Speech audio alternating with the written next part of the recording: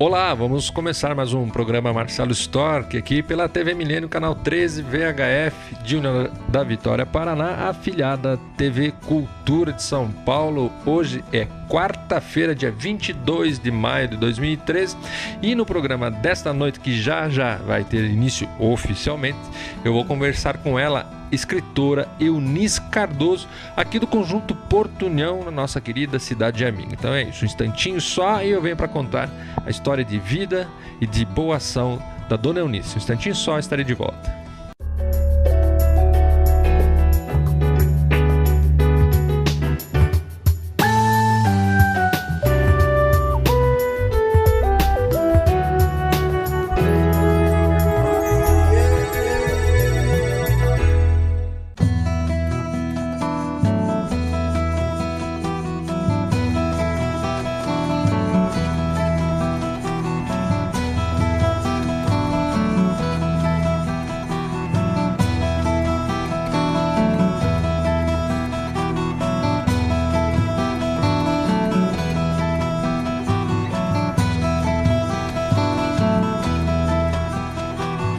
Mão Amiga. Este livro foi escrito com a intenção de ajudar o leitor a encontrar alívio para as angústias e solução para os problemas que surgem no cotidiano.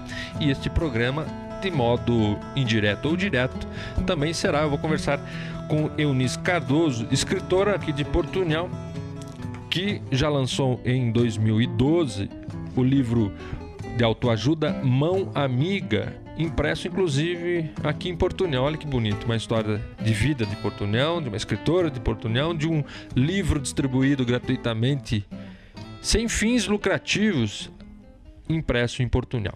Primeiramente, bom dia, dona Eunice, muito obrigado em me receber em sua casa. Como é que inicia a sua ideia, seu dom? Onde a senhora identifica que teve início isso de escrever na sua vida? Bom dia. Bom dia, Marcelo. Para mim é um prazer recebê-los aqui na minha casa, né, para falar um pouquinho do meu trabalho, que é um trabalho que já vem vindo há muitos anos, né? Quando eu era criança, eu já escrevia versinhos, jornal da escola, crônica, gosto muito de crônica também, né? Então eu já venho de longo tempo, mas que eu consegui editar um livro mesmo foi no ano de 2012, né? Olha, é um livro, o Mão Amiga, que é um livro de autoajuda. Tá certo. Quem patrocinou? Porque a senhora me falava na pré-entrevista, no off, que não tem fins lucrativos e que sempre precisa de apoio. Esse aqui, como é que a senhora conseguiu o recurso para imprimi-lo? O recurso eu tirei um pouco do meu bolso, né? Fiz um empréstimo para fazer a impressão. Para variar um pouco, viva a cultura, né? Porque a gente tem que dar um pouquinho da gente, já que eu sou voluntária na cidade, né? Nada mais justo.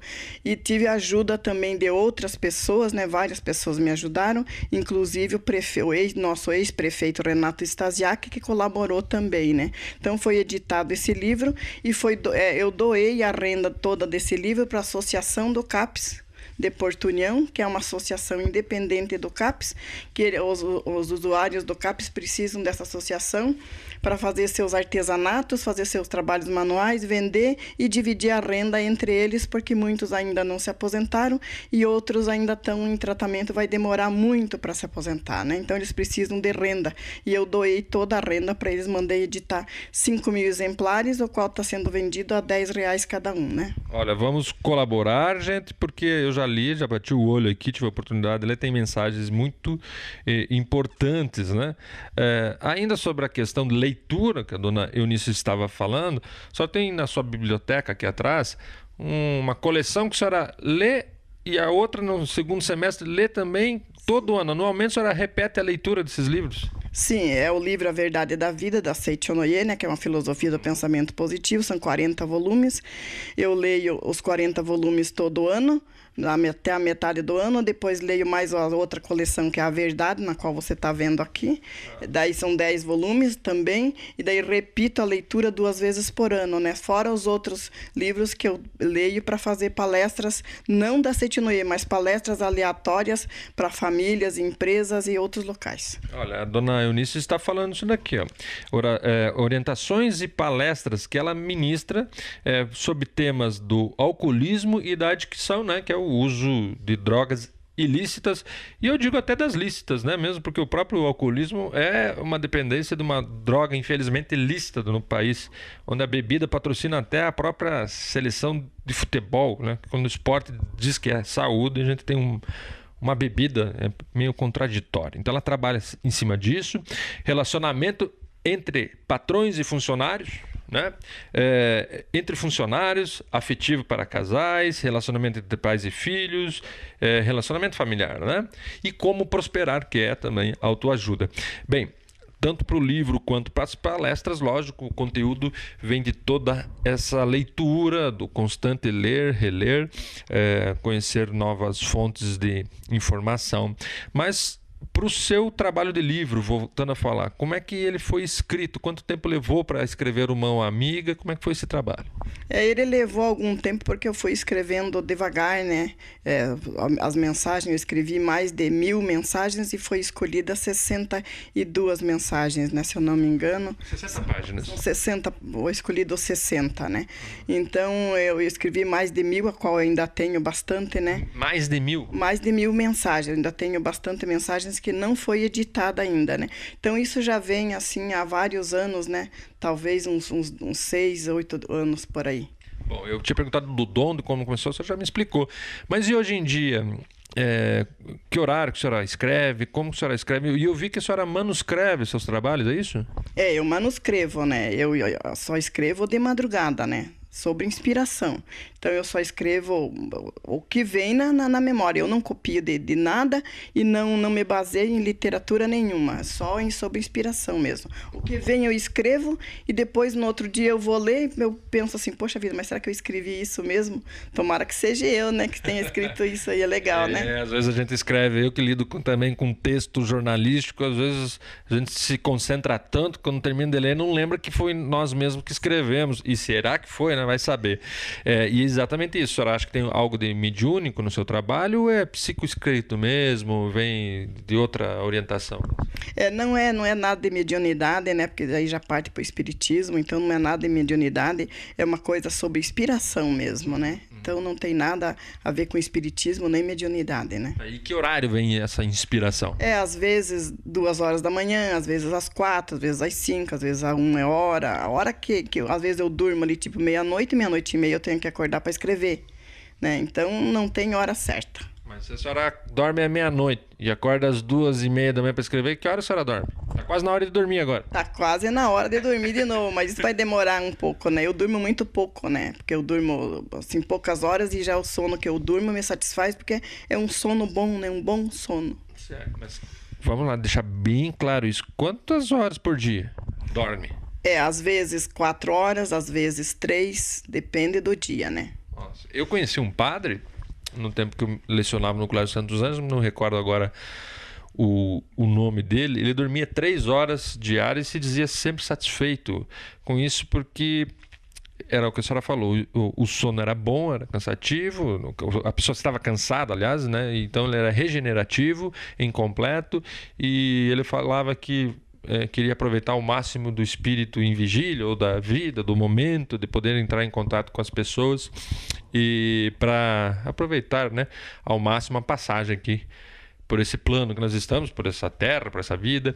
E no Seixonoé, como é que é isso? Então, para quem não conhece, como eu, essa filosofia do pensamento, em termos da existência do indivíduo. O que é o indivíduo, o ser humano, a pessoa, né? Para a filosofia Seixonoé.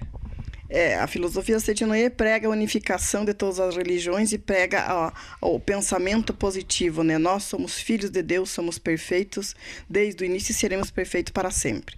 Então, é nos ensinado que a gente deve aproveitar o máximo do nosso dia, viver cada minuto intensamente e não perder horas assim com coisas negativas e nem com coisas que não há necessidade. Então, eu acordo 5 horas da manhã, no período normal, acordo 5 horas da manhã e durmo mais de meia-noite, né? Então, o sono que eu durmo é um sono reparador porque eu estou extremamente calma, extremamente centrada, extremamente disposta a ajudar o maior número de pessoas a serem saudáveis, felizes e prósperas.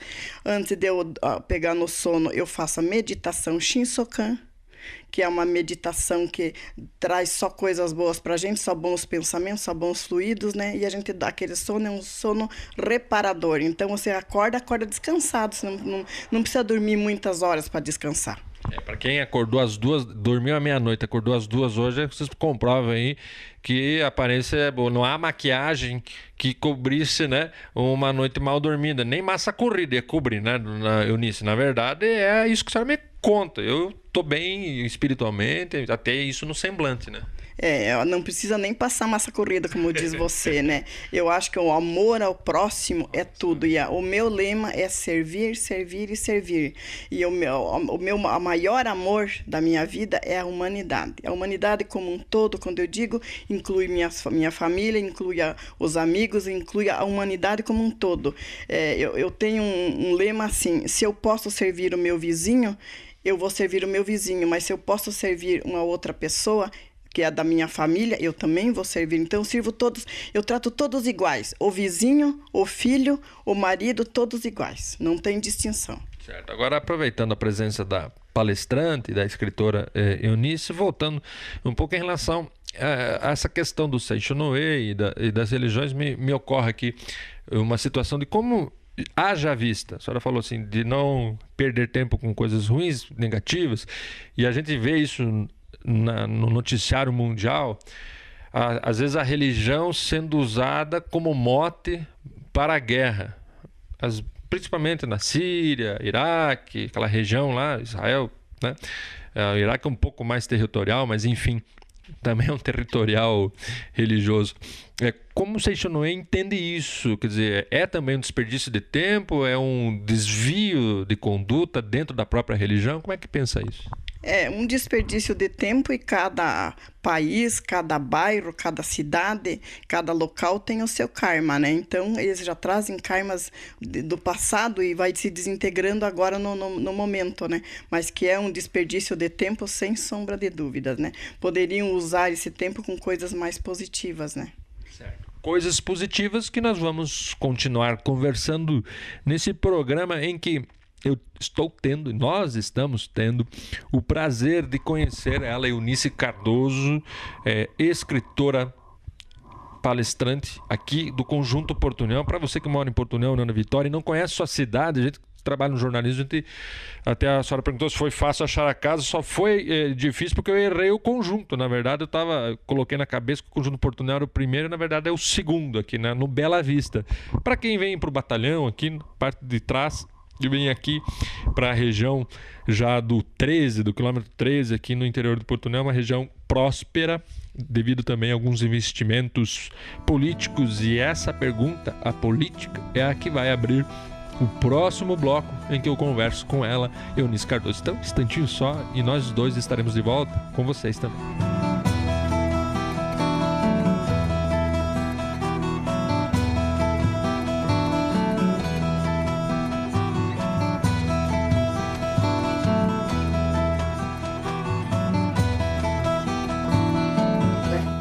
Olha, antes de ir pro intervalo, acabei de falar que nós estávamos indo pro intervalo, mas eu descobri depois, ela toda time, ela faz vestidos, é costureira ali e tudo. Também faço de tudo um pouco. Até vestido de noivo. Esse daqui vai para Curitiba, o casamento é dia 1º, esse aqui vai para Curitiba. Mas ele vai emprestado, né, porque quando a pessoa não pode pagar, eu empresto, vou lá, visto a noiva, faço o casamento, depois eu venho embora. É com ela que nós vamos continuar conversando daqui a pouquinho, no próximo bloco. Agora sim.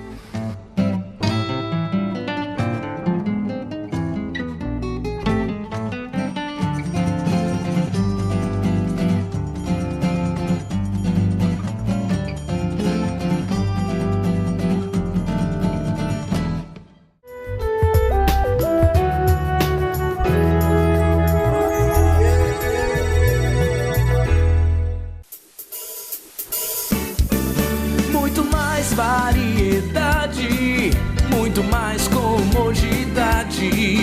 Supermercados Glória já conquistou a cidade. Restaurante, lanchonete, hortifruti e açougue. Qualidade no que faz. Porque o Glória é bom demais. Supermercados Glória. Você sabia que seu 0 km pode ficar com aparência de novo por 3 anos? A nanotecnologia de vitrificação cria uma película que protege seu carro da degradação e oxidação, enquanto as ceras convencionais acumulam sujeira e podem se fixar na pintura. Informe-se sobre esse serviço na Fiat Fama.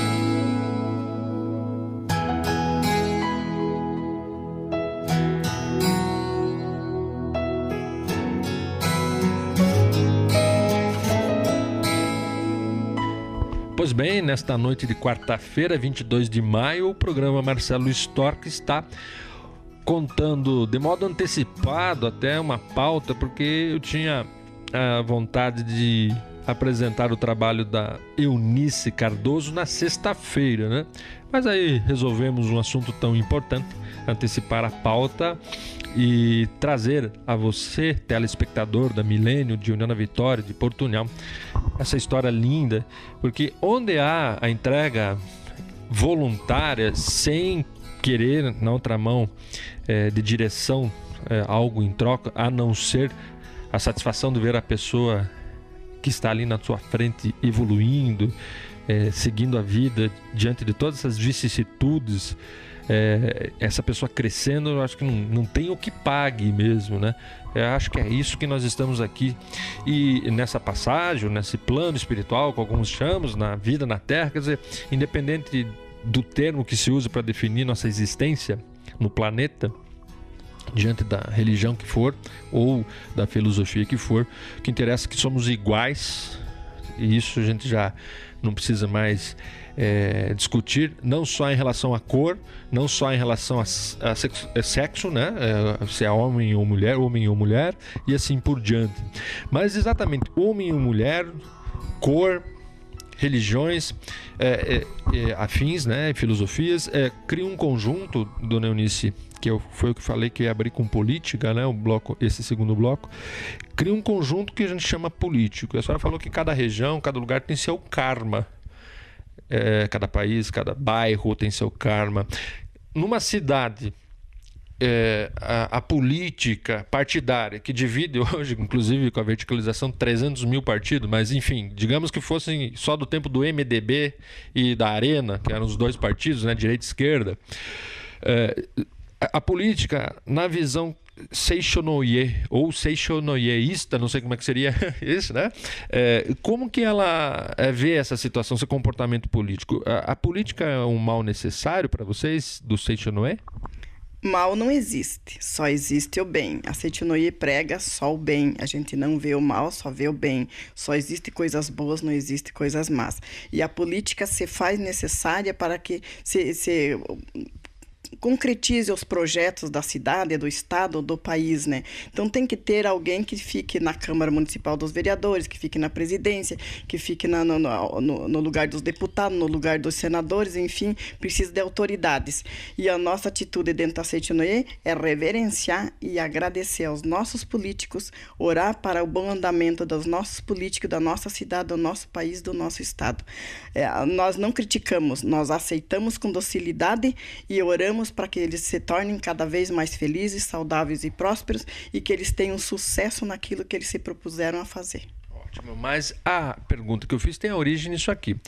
Concordo, maravilha, lógico, é o que nos resta, inclusive orar e mandar as melhores energias possíveis para que os políticos que têm essa incumbência assim o façam diante de uma honestidade, transparência, mas a pergunta teve origem exatamente nessa disputa, não há o mal, mas no pleito político, quando se disputa um cargo, normalmente os ânimos se elevam, há xingamentos, há às vezes denúncias às vezes há calúnias, né, inverdades, e essa troca de acusações, de um certo modo, é mal, é algo ruim.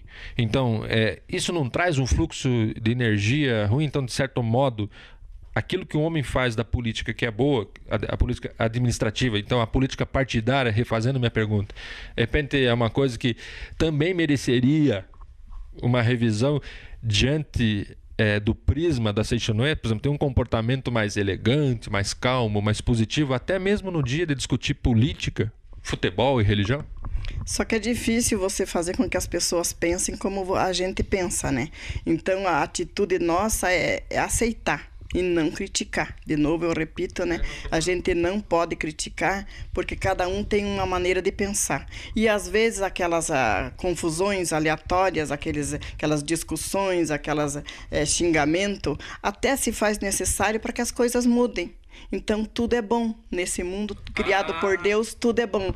De repente, eles se discutem, batem boca, mas daí resolve alguma coisa lá na frente. Alguém faz uma denúncia, vai melhorar alguma coisa lá na frente. Então, isso significa que não existe nada ruim. Existem coisas que acontecem para melhorar no futuro.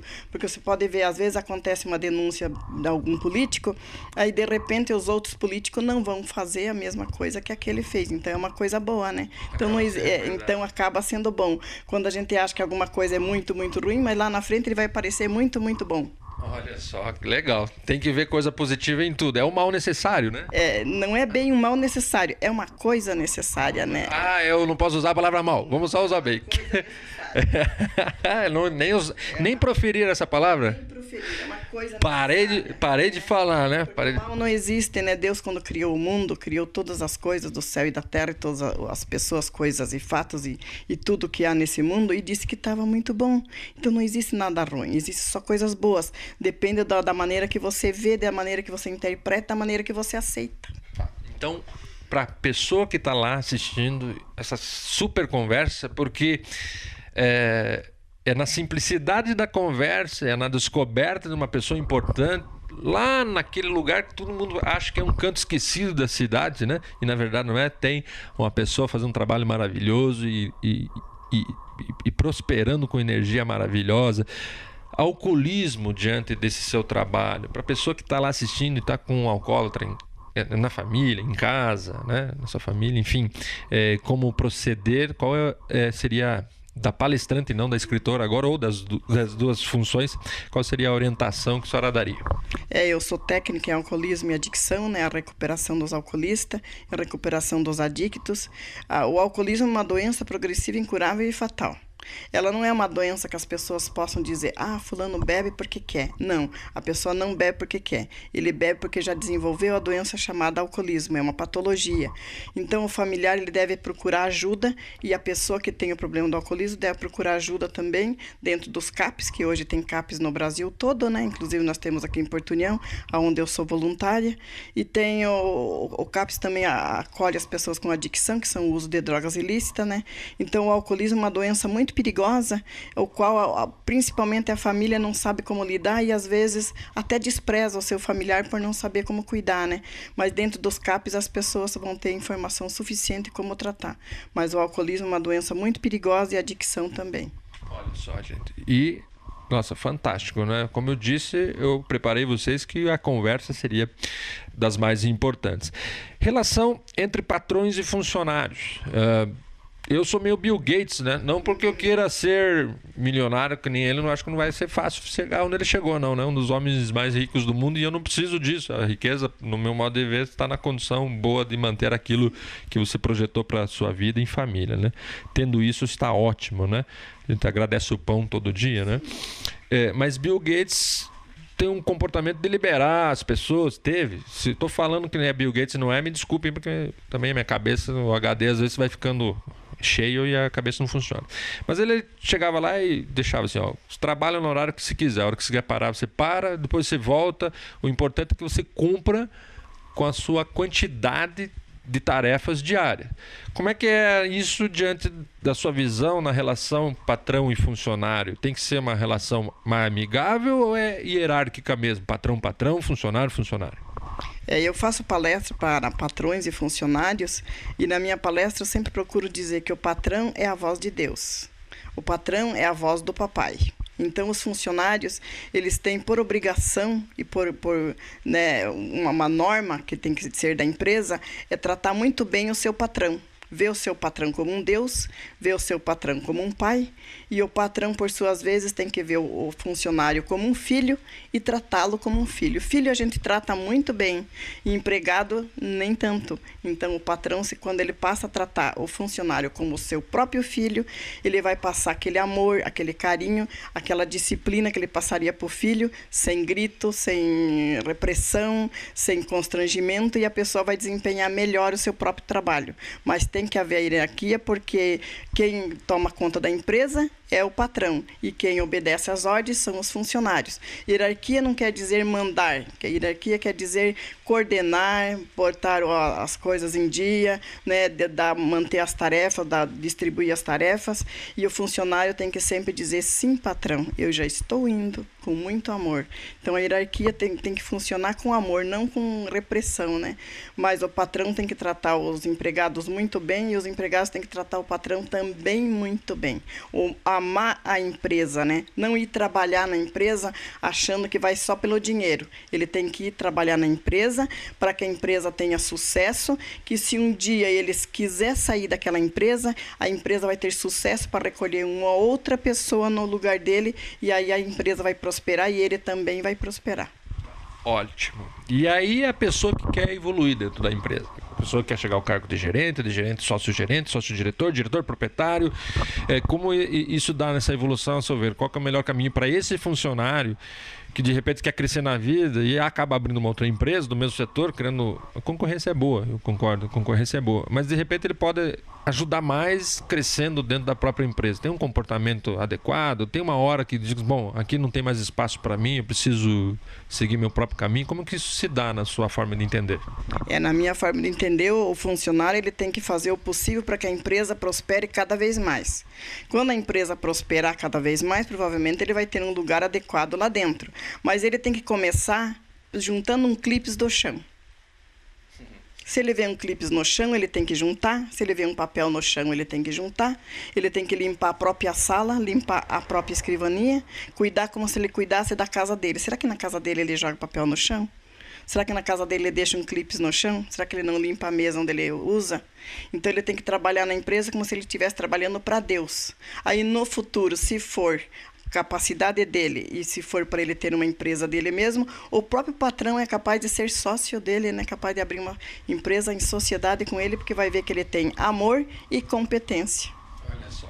Dona Eunice, bacana demais. Pena, né? Que estamos chegando ao final do nosso bate-papo fantástico. Dava bem conversado, com certeza, em 2 programas, falando em patrão, empregado, em relação hierárquica. Abração ao Juba, né? Orlando Miles Filho, que ontem aniversariou, ele que é o nosso líder aqui maior, a razão de podermos estar escrevendo aqui, a pessoa que conseguiu fazer com que a TV Milênio existisse para a nossa região.